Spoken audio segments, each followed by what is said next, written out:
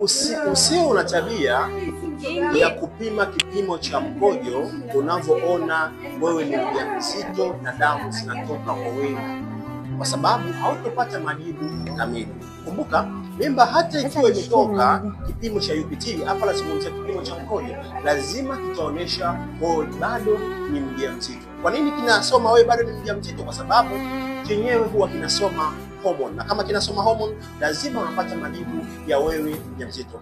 Cha kufanya, hakikisha kama utakuwa unatokwa na damu hali ya kuwa wewe ni mjamzito, kitu cha kufanya kufika hospitalini ama kufanya kipimo cha ultrasound haraka sana ili uweze kupata majibu yaliyokuwa sahihi. Lakini hata wewe ambaye umefanya abortion halafu ukapima kwa kipimo cha UPT hautopata majibu ya usahihi. Angalau chukua wiki 2 hadi 3 unaweza kupata majibu sahihi kupitia UPT. Kama nimekusaidia, share video hii kwa wanawake wengi ili waweze kujielimisha zaidi. Uzazi sio bahati, ni maandalizi.